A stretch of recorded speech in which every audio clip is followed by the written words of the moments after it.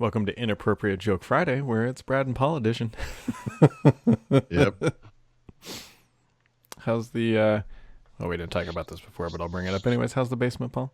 Well, I don't know. It's coughed up some excrement in the middle of my basement floor. So we called the plumber, who has still not gotten back to us. We haven't yet had the flood that we had last time that destroyed our carpet. Mm-hmm. We're now not. We try not to use the water that much. Yeah, probably a good strategy. So I will be unshaven and gross for the duration of the weekend, I guess. I don't know. Which is just another word for Saturday. Yeah. So that's good. It's good stuff. Although maybe I should be nicer to you, because Paul, I came to a very serious conclusion, or What's that? potential conclusion. This is playing out in my head very poorly, but I suspect this might be happening. Okay. So we are in officially what I like to call iPhone season, right? Yes. There's an Apple event, I think we can all agree, happening Mhm. sometime probably in the next 2 to 3 weeks. That's probably a safe bet, right? Yep. So the logic on the interwebs is that they're probably not holding it on the second week of September like they had in the past, because that's 9/11, and it's probably not a good day to launch a new Sure. phone. There you go. And so That day's haunted now. It's like the number 13 in a hotel floor, you know? yeah, yeah. So anyways, a lot of people are thinking that it's going to happen on September 12th, that's the Wednesday right after. It's not a bad day. That's about when they did it last year, which means, based on their historical predictions here, Paul, Hmm. that pre-orders would go open on the 14th, 2 days after, and that the phone would ship 2 weeks later on the 21st. Interesting. Yep. Wait, that's 2 weeks later? Yep.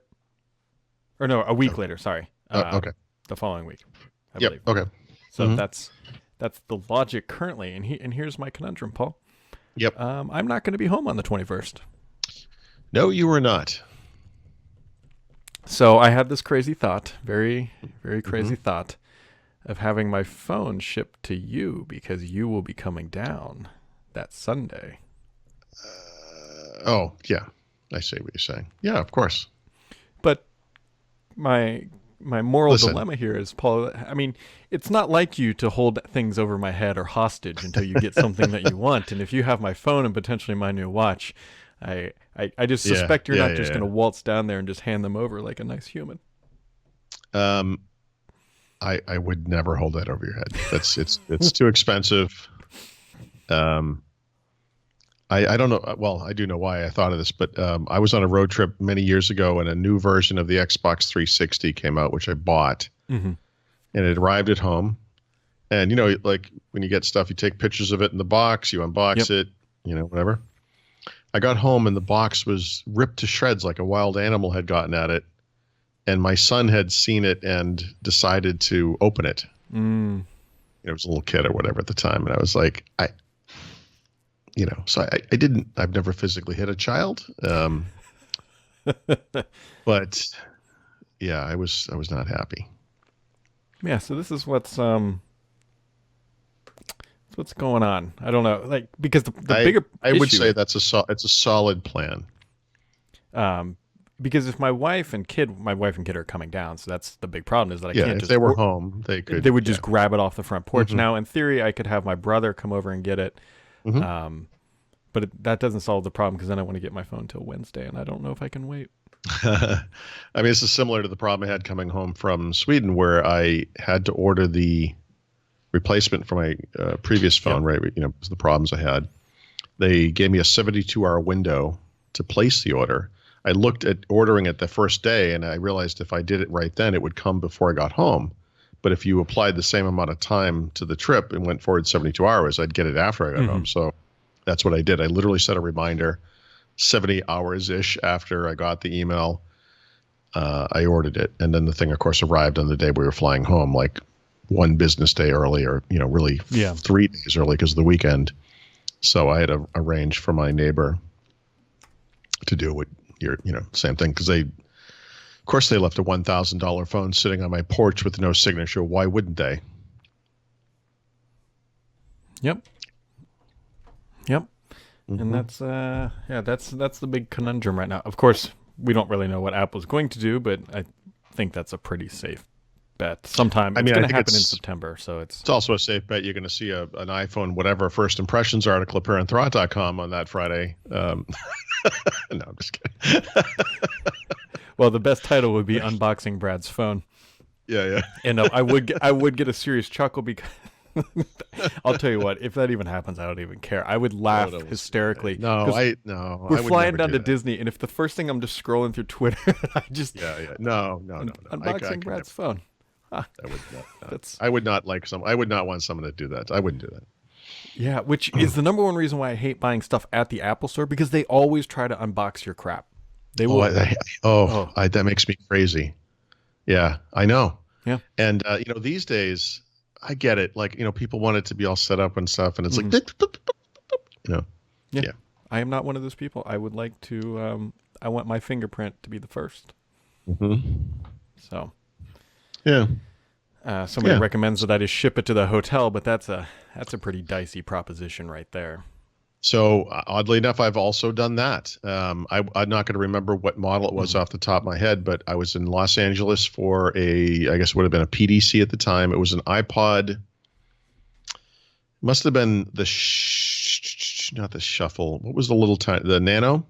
And it was when Yeah. it was kind of, it was when it was kind of tall and, had the little postage stamp size screen.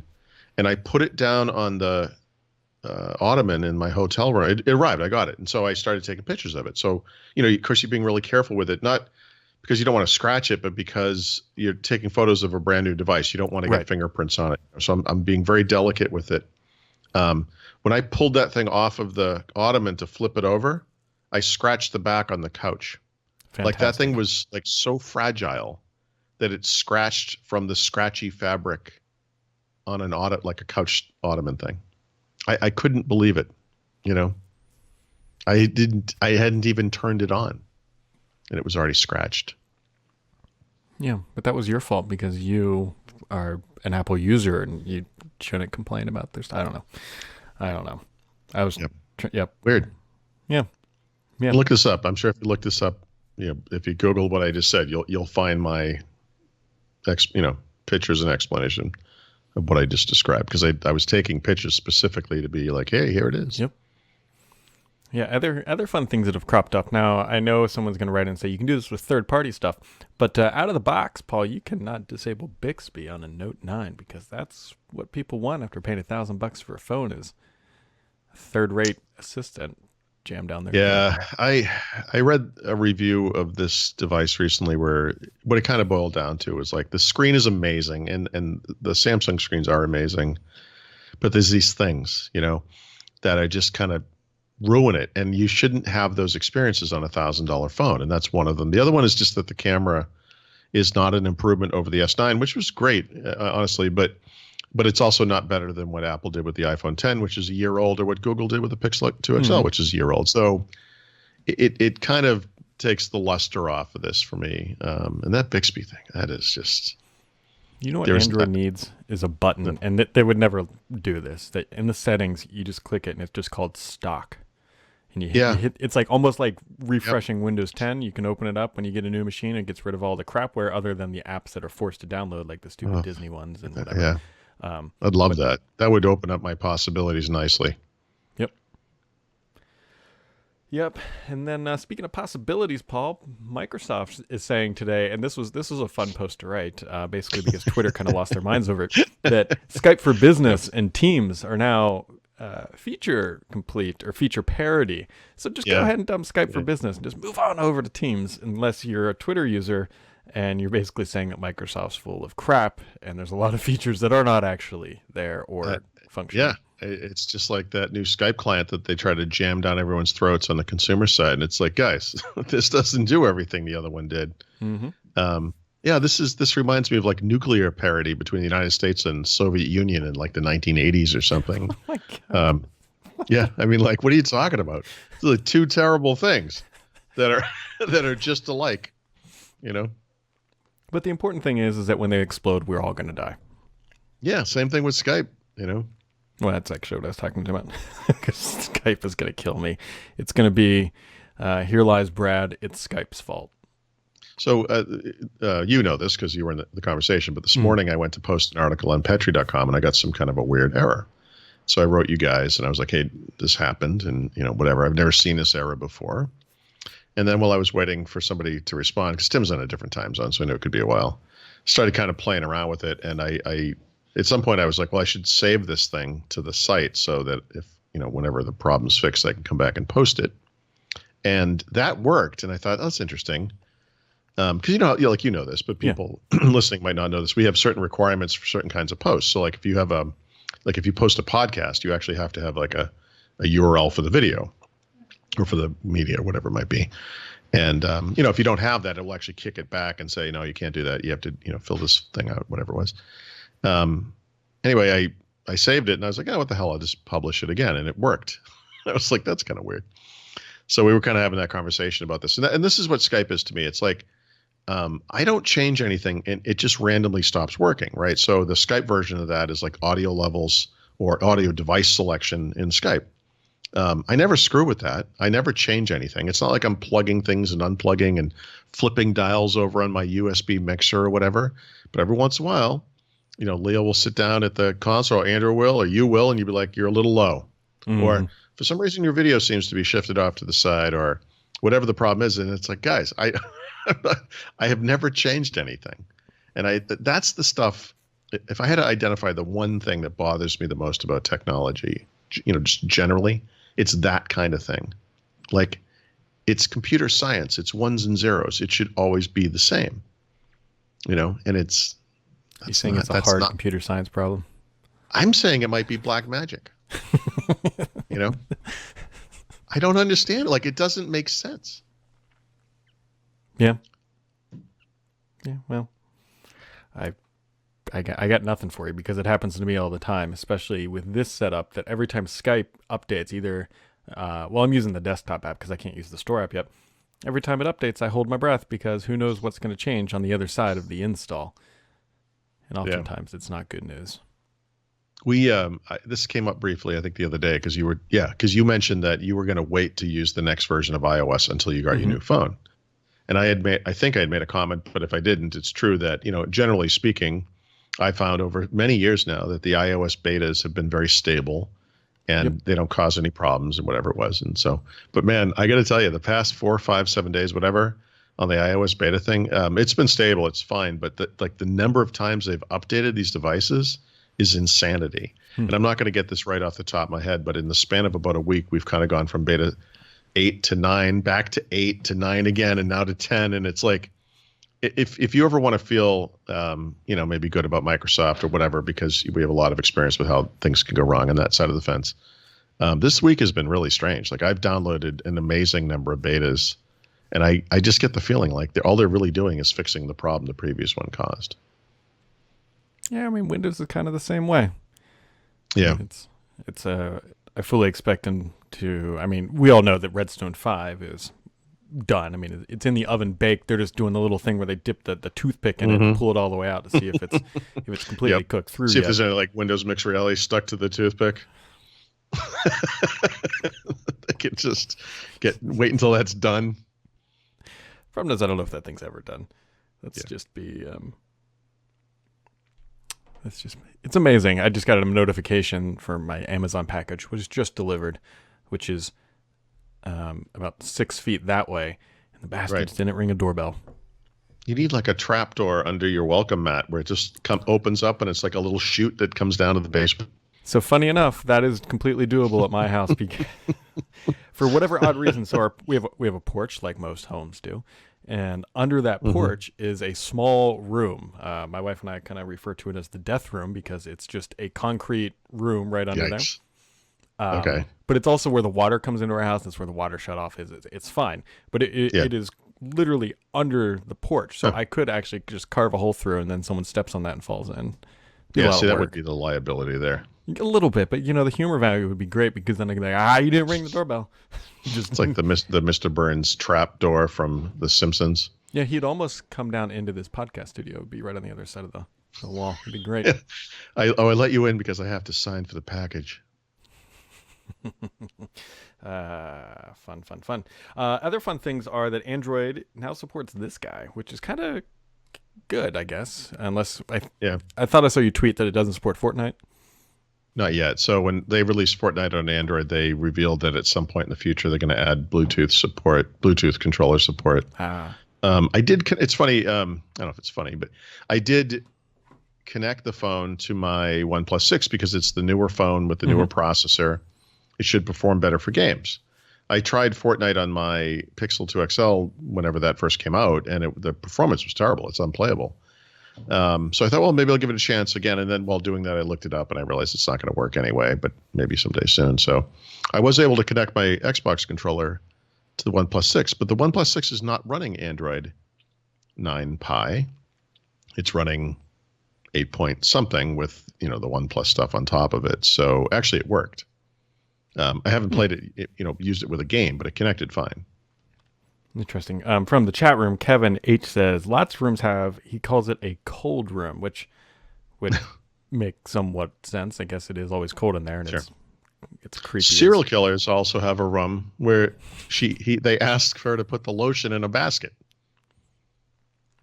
Didn't think we were going there, but here we are, folks. Welcome back to First Ring Murder Daily. Yep. It's funny. Well, I don't know. It's funny because the room that's directly this way is actually a bathroom, but it's all concrete. Like the wall, not like the ground is concrete. Like the walls are concrete. If there's ever a tornado, I'm going into that room, and I'm going to It's like part of the foundation of the house. Yeah. Or whatever.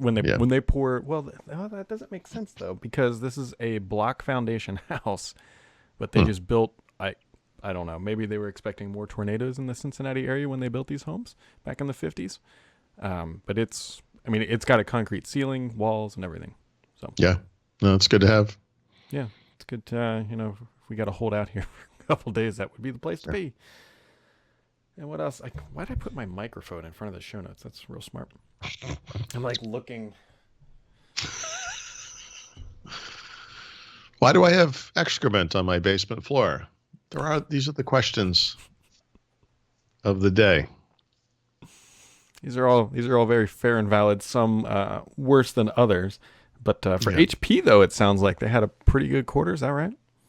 They had a great quarter, and I don't know the exact percentage, but something like 80% of that business is PCs, and so good news, right? And for some reason, their CEO felt the need to actually crap all over the PC industry and on Windows 10, which I kind of sent their stock tumbling last night. But I haven't gone back yet and listened to their post-earnings conference call. I should probably do that. But he told CNBC that the only reason they were able to keep the revenues up was because they're selling more expensive computers. This is in line with the theory that gaming PCs and other premium PCs are kind of the big niche market that's profitable now.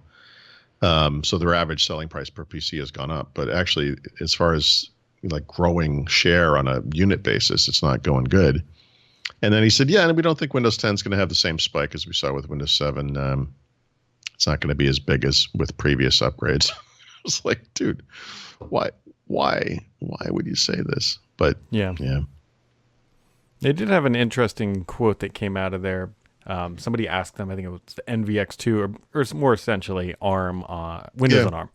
Mm-hmm. And their generic, not throwing ARM or anyone under the bus or anybody, really anything, is that they don't look at it as an alternative. They just look at the solution. They say, what are we trying to accomplish?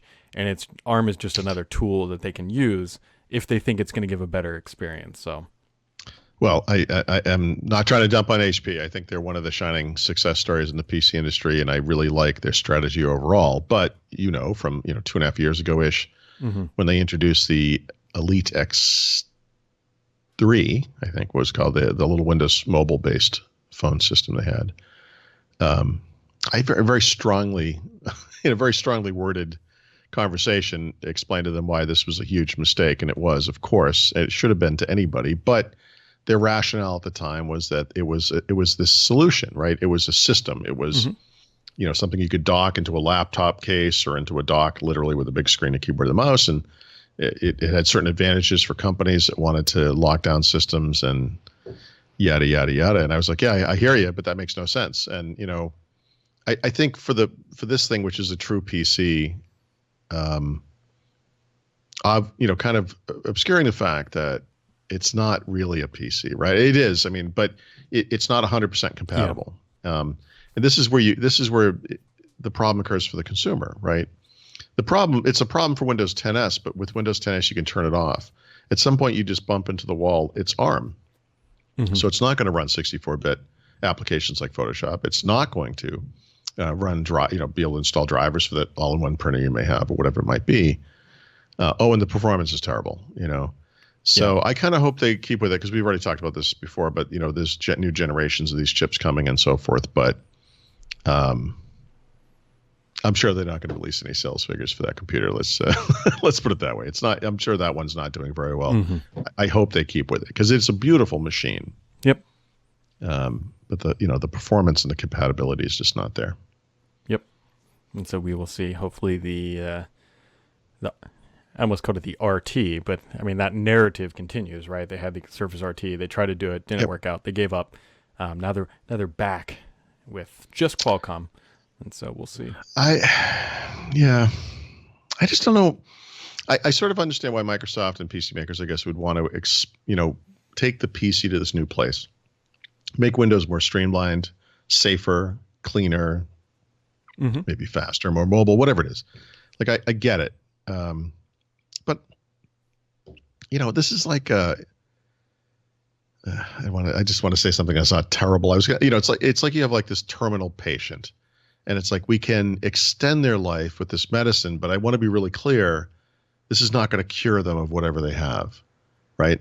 So I sort of feel like that's what best case, that's what you're going to accomplish, right? Microsoft and these guys are going to have to go to a lot of work to make things work, to make things a little bit better. And I don't know. I don't see it's not like a game changing. All of a sudden this platform comes back. It's huge again, center of the world. That's not the end game. I just don't. What if they just made one code base? So then they had to update the code base once for all their devices and then they could just invest in that. I like it.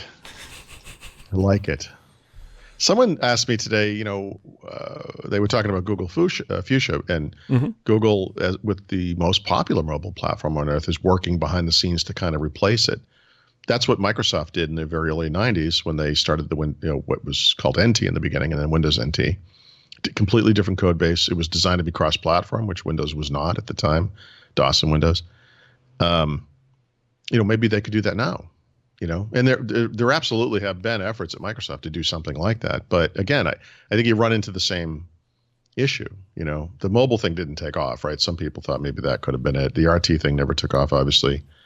There was a little, I wrote something where I said, maybe this is the next NT, because mm-hmm. it's like a do-over. I don't know. Maybe the ship sailed. I mean, this is what I mean. I mean, why don't we make it as good as it can be for the thing we have? And we'll just ride it off into the sunset, I don't know. I don't have the answer. I mean, I'm not saying this is a fact.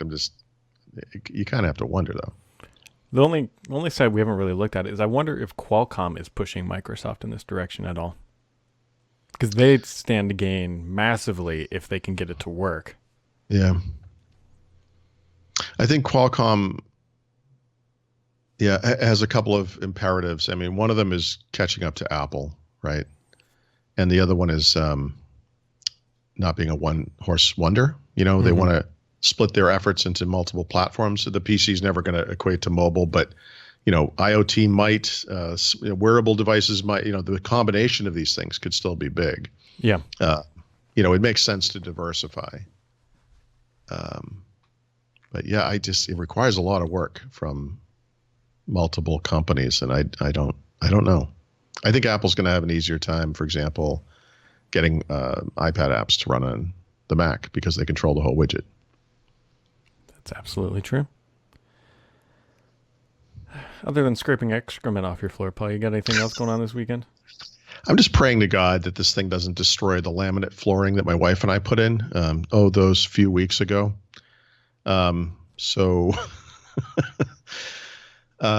Weekend, I don't know. No.